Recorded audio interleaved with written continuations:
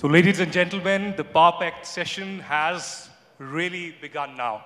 And we have amongst us somebody that you've been waiting to hear for the last 2 days, External Affairs Minister, Dr. S. Jaishankar. Certainly needs no introduction. Over the last many, many decades, he's been a diplomat representing India all across the globe. He's been an envoy, an ambassador to several countries, and of course, in the last few years, representing India, the changing dynamic foreign policy of India, the paradigm shift that has been brought in, the foreign policy has been led, in fact, by Dr. S. Jaishankar. A round of applause to welcome the dignitary for his efforts, for his courage of conviction, and the way he has led the entire effort. Thank you very much, sir.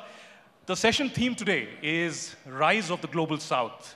And you've been very vociferously speaking about it, particularly in the last 2 years.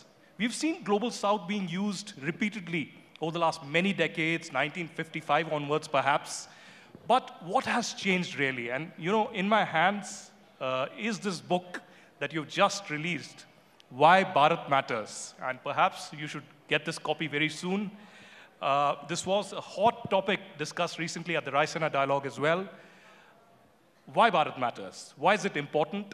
And has India not only positioned itself, but just like Tony Abbott mentioned earlier this morning, that India is leading indeed the Global South? Well, first of all, thank you. It's a great pleasure to be here. And I think the sofa is a bit outsized for me, but it's okay. I'll try and fill the space. Two questions. One, why the Global South? And secondly, why Bharat Matters? Why the Global South? What has been happening in the last few years is, at one level, you know, the world's changing. The more dominant powers are less dominant today. And as part of that change, many countries who would broadly qualify to be in the Global South, India is one, Indonesia is one, you have, you know, other parts of ASEAN, some of the big countries in Africa, Latin, Brazil, Argentina, Mexico. So these countries today count for more, they assert themselves more, and they want a share in the conversation. So it's like a company, you know, there are more shareholders, but the management needs to recognize that there are more shareholders. So that's one. The second is actually the traumas of the last few years. You know, you had this devastating thing called COVID. You know, many of us have come through it. But as someone who travels very extensively, I've been to places which haven't come through it, you know, where the damage, you know, to governance, the damage to the societal fabric, they've taken such a body blow that they're still kind of reeling from that. On top of that, the ups and downs of the global economy, they saw, okay, global inflation has gone up, debt has gone up, trade has been disrupted. Then you had the Ukraine conflict, okay? And the Ukraine conflict had very strong second-order effects, energy prices, food prices, fertilizer prices. Now you're seeing the Middle East, you know, and again, the trade disruptions, the possibility. So what is happening is a lot of these countries feel, look, we are the people who are really suffering. But when there are big global meets, it's like they're you know, we don't count. They are discussing a different world out there. So there's enormous sort of, I would say, actually use the word anger today in a lot of these countries. So when we were preparing for the G20, I heard personally, and so did the Prime Minister, from many countries who said, look, you know, we expect you. You are India. You understand our pain. You've been there. I mean, because, you know, as former colonies, there's a certain bonding which comes from that.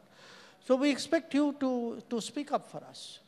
Now, we could have, just stood there and said, okay, we heard from people, but Prime Minister felt, let's actually gather everybody together and hear them out, and then kind of distill the essence of that, and then put it before the G20, and urge the G20 saying, look, we speak here, when we did our Global South Summit, we had 125 countries there.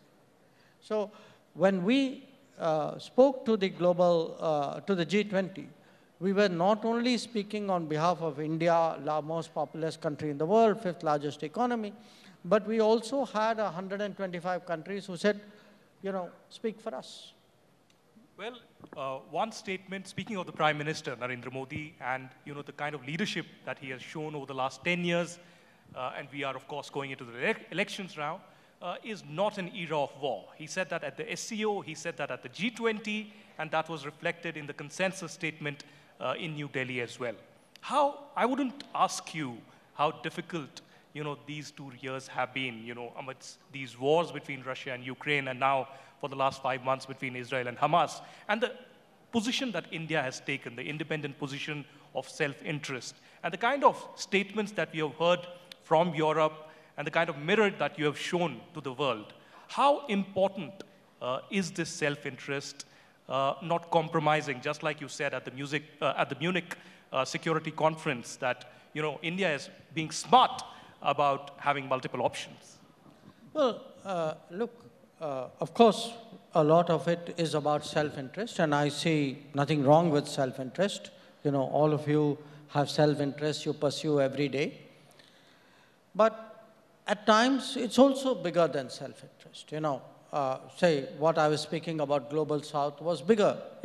We are not a country which is deeply indebted, but we do believe countries who are something should be done for them.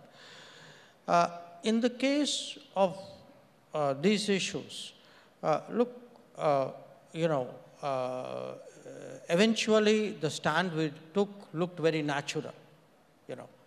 But you do go through that process of, okay, something has happened, what do we say, who do we talk to, what are the pressures, the counter pressures, the arguments, and then somewhere something gels, in all of this.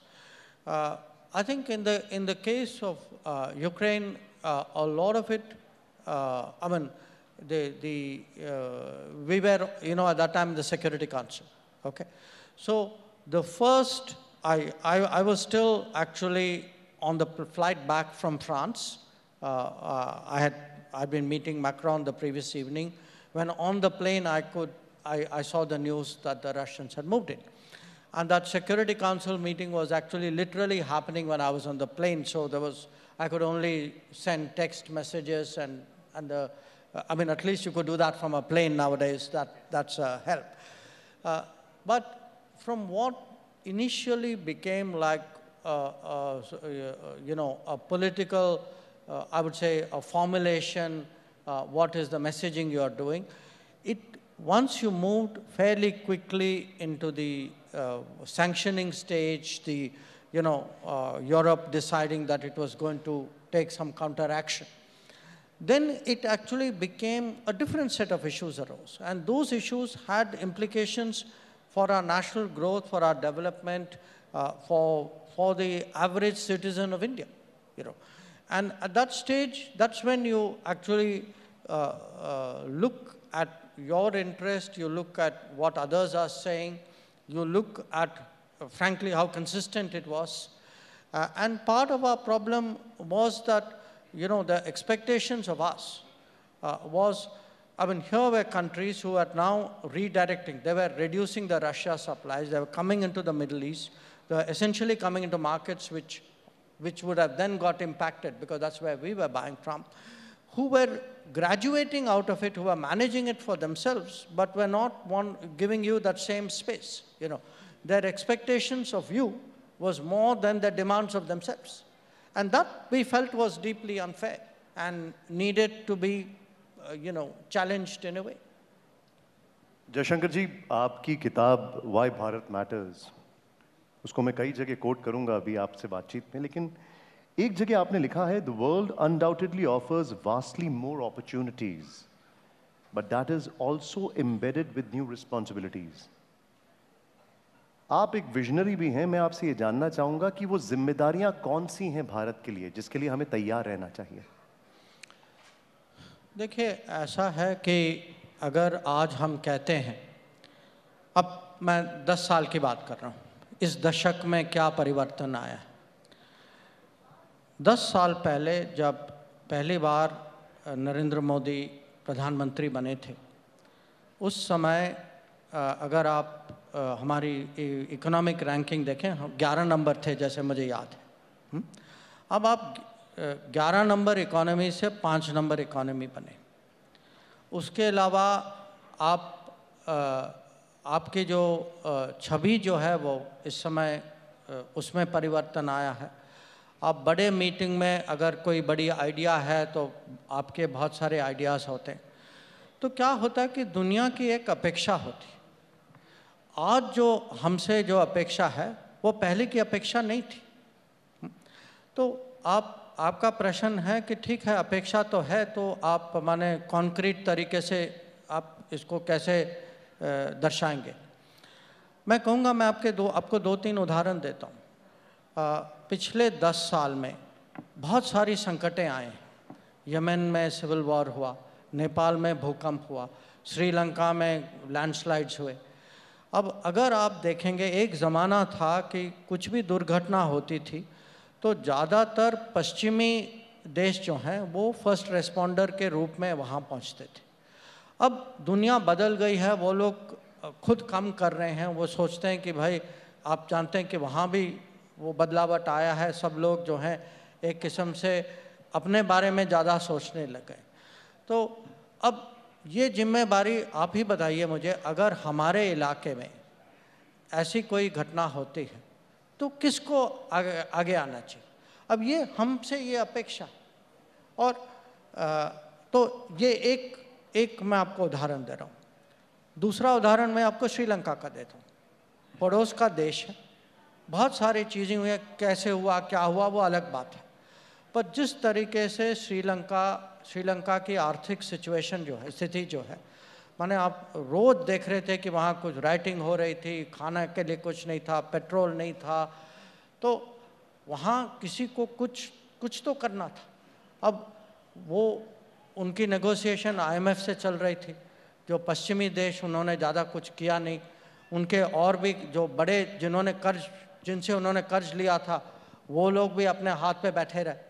अब किसी को तो आगे आना था, और हम सबसे बड़े पड़ोसी देश थे।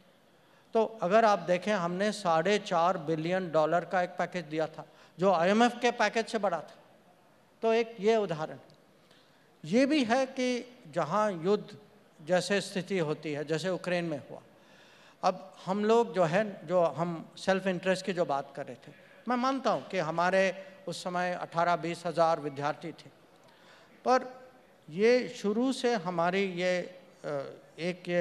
मैं कहूँगा माइंडसेट थी, अप्रोच थी कि जब भी हम अपने लिए कुछ कर रहे हैं, वहाँ जहाज में, बगल बस में, कहीं किसी और के लिए आप भला कर सकते हैं। उनके लिए अगर दिल में जगह है तो गाड़ी में भी जगह होनी चाहिए। हाँ?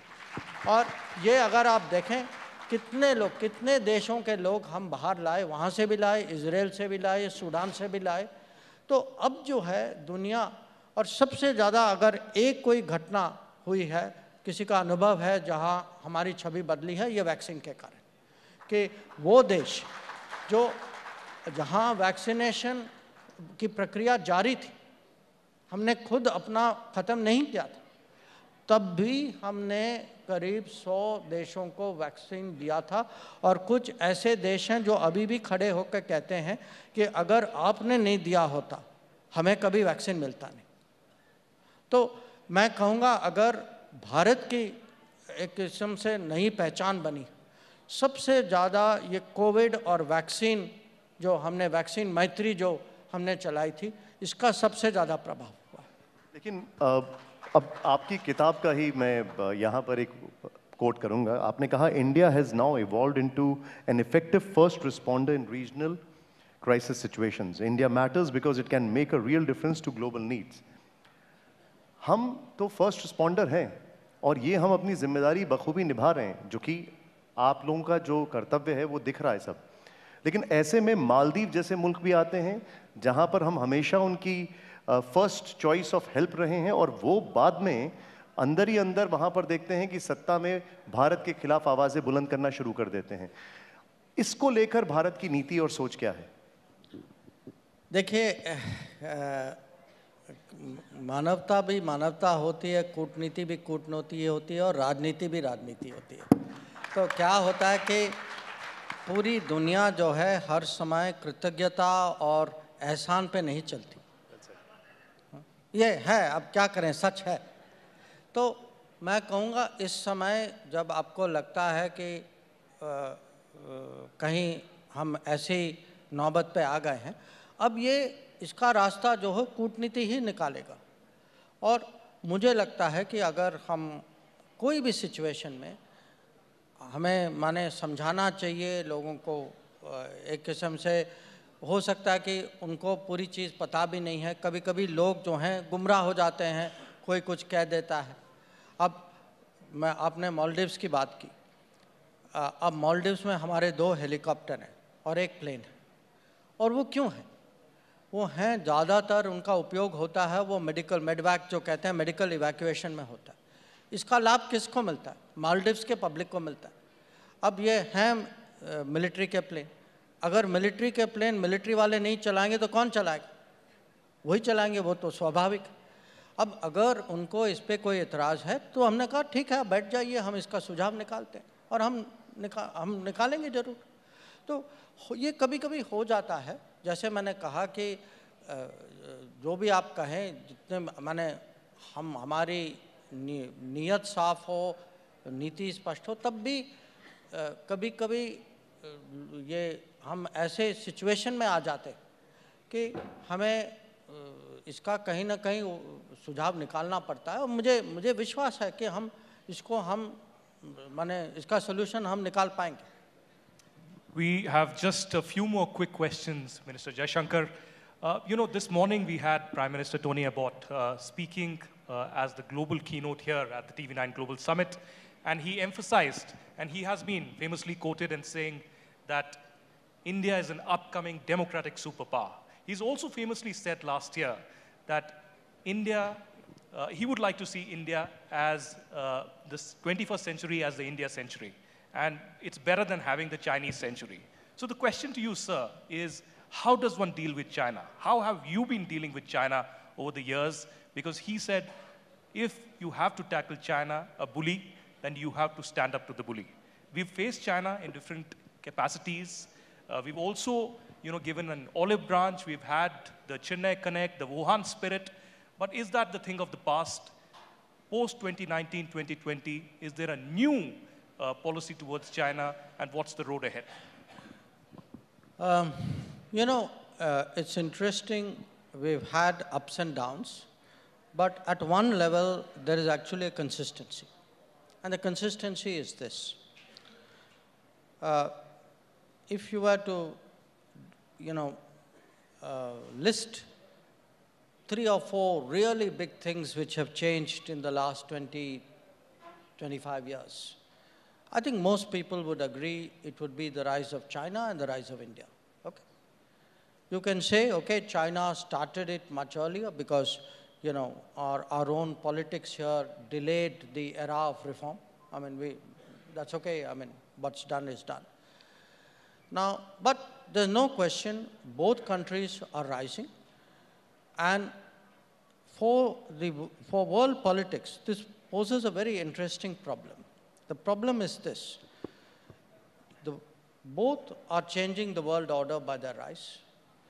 So each one has an impact vis-a-vis the world. But they also happen to be neighbors. So their relationship is also changing while it's changing vis-a-vis the rest of the world. Okay? It makes it, therefore, very complicated to create an equilibrium. How do, so it's like, this is dynamic, that is dynamic. How do they maintain stability while both are moving vis-a-vis the world order. And we tried initially to, because there were understandings in the 1990s, to manage the line of actual control, the border areas, and to build the rest of the relationship. We tried to maintain that equilibrium naturally first through diplomacy. So what you saw at Wuhan and Mamallapuram, etc., was that equilibrium maintenance exercise. As I wasn't at Wuhan, I was in Mamallapuram, and there was very frank talking, between the leaders. But what happened in 2020 was China, for whatever reason, chose to move military forces in disregard of agreements. Now, that called for a different response for the equilibrium. So the logical thing for us to do, which is what we did, was we moved up forces in a very big way. So from 2020, you have an equilibrium, one part of which is the military posture on the border, in the border areas. One part of it is today, obviously, a political relationship impacted by this border situation. One part of it is also the economic measures we have taken, because if there is a country today which is trying to put me under pressure, I should rightfully take economic precautions vis-a-vis this country. And in any case, we believe, this government believes, that the interests of our working class, the interests of our small enterprises, the interests of our industries must be protected against unfair competition. So there are also measures which tie in against that. So our effort today is, we have to build the deep strengths. We have to create our digital capabilities, our telecom, our manufacturing, our pharma industry, our health self-sufficiency, our defense industry, our ability to deploy on the border, which you can only do if you build the infrastructure. So in the past, frankly, till 2014, our average expenditure on the China border was about 3,500 crores. Today, it is almost 15,000 crores. So there was a neglect of the border infrastructure. You can't defend your border if you don't build the infrastructure there. One of the problem areas, Dr. Jaishankar, in the past few years has been the Khalistani separatism and terrorism that has emanated probably from Canada, but also to an extent from UK, from US, and from Australia. You've been dealing with that. But in particular, post the G20, the India-Canada ties have suffered. Perhaps there is some backroom dialogue that is underway. We had stopped visas. Well, I see that smile there. I don't know how much you can say, but people want to know, and perhaps in the audience as well, there are quite a few who have suffered because they are not getting visas on time, and there are delays that are happening on the Canadian side. But when will this provocation really end, particularly from Canada? And do you think there is growing understanding, at least from the Canadian politicians, or is this just political compulsion for them to just let this Khalistani separatism be, because it is becoming snakes in their backyard movement, just like Pakistan for Canada? Well, look, first of all, let me say this regarding visas, okay? We had to suspend the issue of visas in Canada because our diplomats were not safe going to work. Our diplomats were repeatedly threatened. They were intimidated in many ways, and we got very little comfort from the Canadian system at that time. It has improved since then. So we reached a stage where, as a minister, I could not risk, exposing my diplomats to the kind of violence which was very clearly prevalent in Canada at that time. So but that part of it has been rectified. So today, our visa operations are pretty much normal. Now, regarding the space which has been given to Khalistanis, to extremists of various kinds. Look, they keep telling us, we are a democracy, there's freedom of speech, and therefore people, say these things. Now, freedom of speech cannot extend to intimidating diplomats who are doing their duty, throwing smokes bombs into embassies and consulates, actually advocating violence and separatism against a friendly state. I mean, to me, this is not freedom of speech, this is misuse of freedom of speech.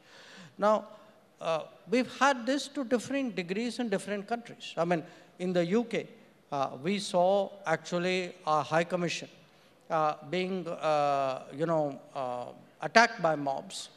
And honestly, we didn't get the kind of protection which we expected to get.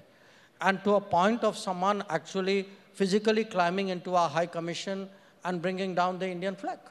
Now, I asked my colleagues, let's put ourselves in each other's shoes. How would you react if a mob came and did something to one of your diplomatic premises somewhere in the world? You wouldn't say, oh, there's freedom of speech and freedom of assembly and freedom of expression. You'd be jumping up and down. So the whole point, now again, things have improved in UK. So the point is, we find today that in many countries, we've had a much firmer response in Australia and in the US. Okay. We had an arson attack in US, but that is under investigation. And we expect that the US, if a receiving state does not investigate and take action against someone who attacks an embassy or a consulate, there is a message in it. Now, I don't think it's good for any of these countries to send that kind of message for their own reputation.